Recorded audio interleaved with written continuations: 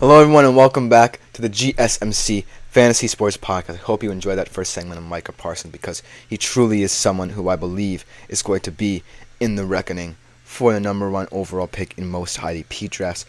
But this next guy whom I'm going to talk about is definitely also a threat to go as high as that. But before we get into who that young man is, just want to remind you yet again that if you do feel so inclined, please consider leaving a tip or donation at the link gsmc.cloud.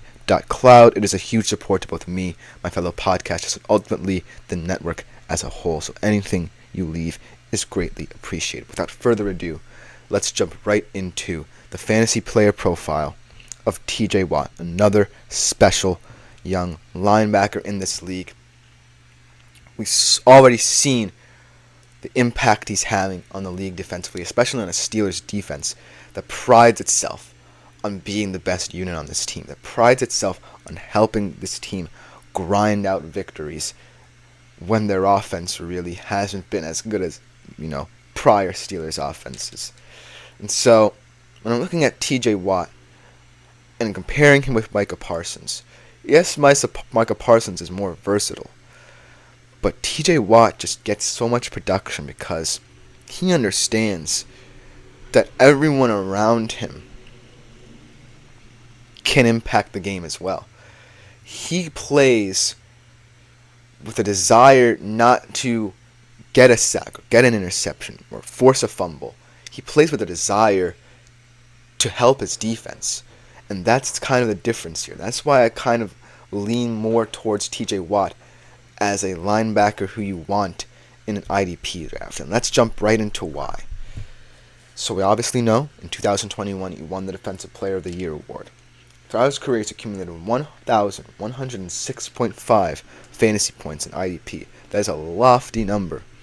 His best season was in 2021 with 203.25 IDP fantasy points, 38 solo tackles last year, 4 passes defended, led the league in sacks with 19, 158.3 fantasy points, 8 passes defended as a linebacker, 4 forced fumbles.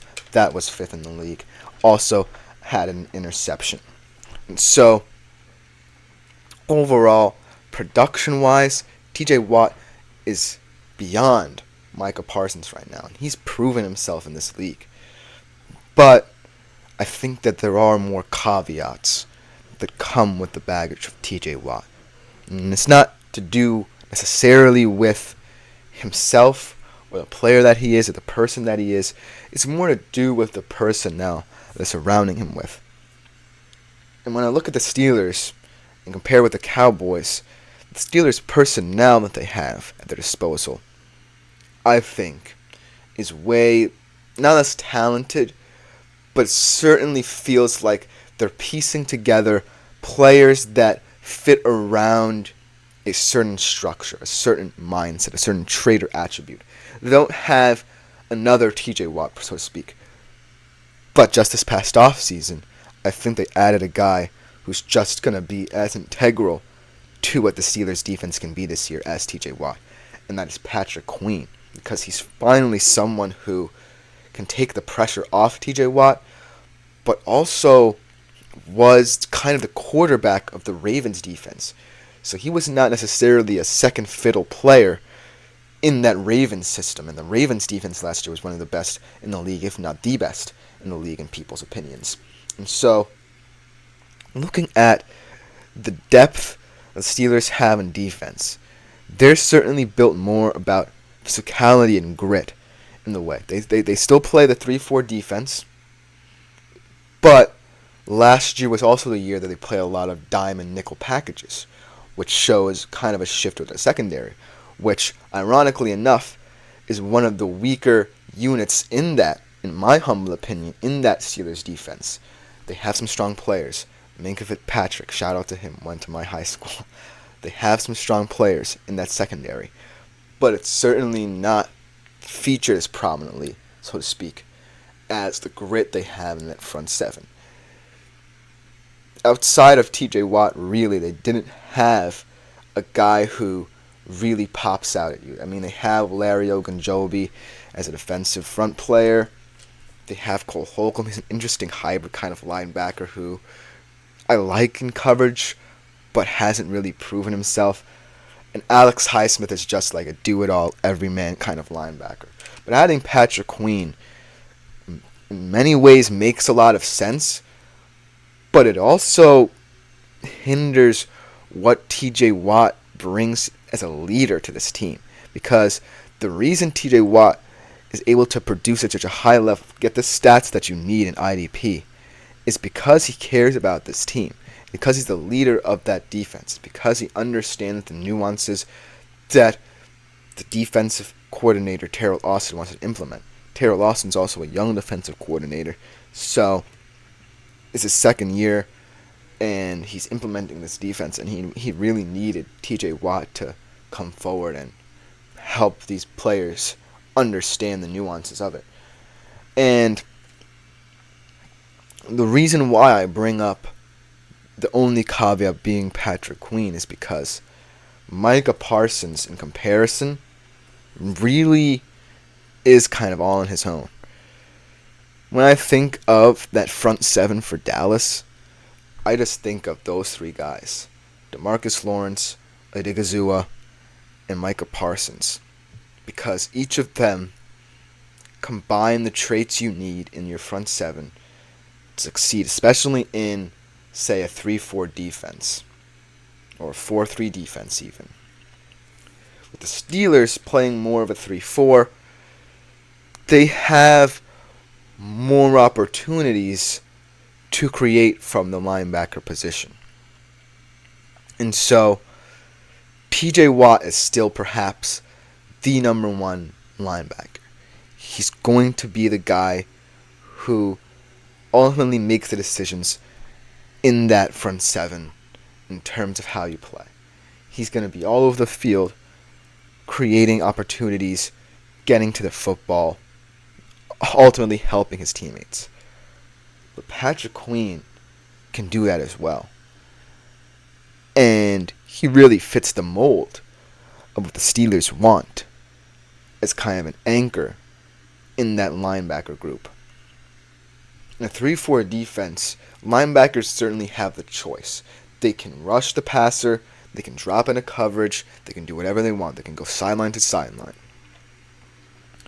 If you have, say, TJ Watt on the outside, blitzing the quarterback, rushing the quarterback, and you have Patrick Queen kind of the anchor who stays in coverage, who makes sure the back end is locked down, that system, to me, will really bring out the best in both players. However, if Patrick Queen immediately establishes himself as a leader in this locker room, as someone who sees himself almost as equal to TJ Watt, then that could be a problem. It's kind of weird to bring in player hierarchy into fantasy, but it definitely matters, because you can be a fantastic, athletic, defensive player, but it doesn't mean anything if you can't translate that into whoever steps up or is acquired in your position group.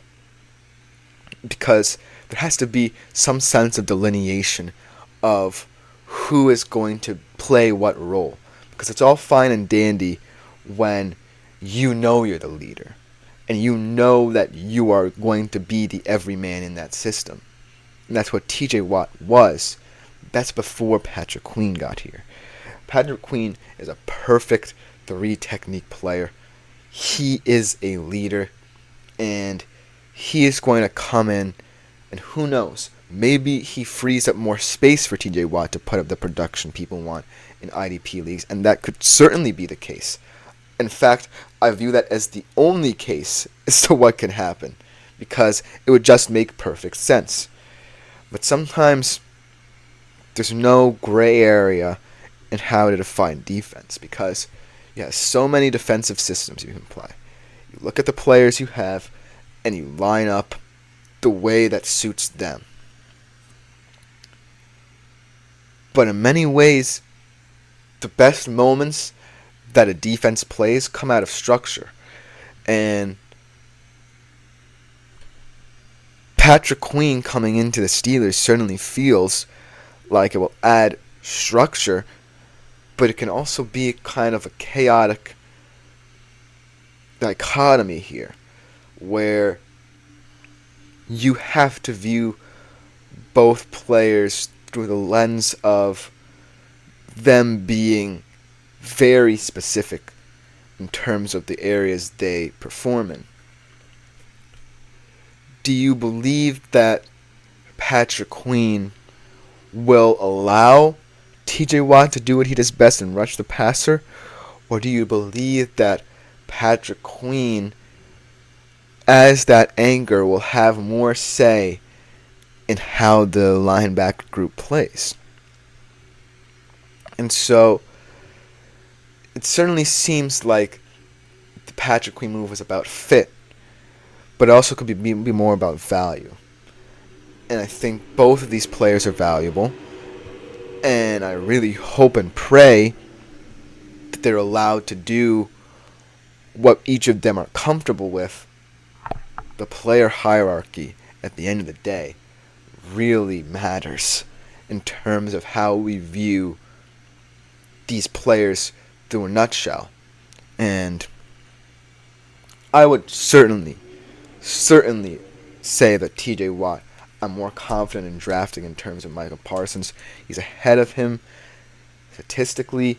He's ahead of him, I believe, mentally. He understands the Steelers' defense to a T. But I'm also kind of worried about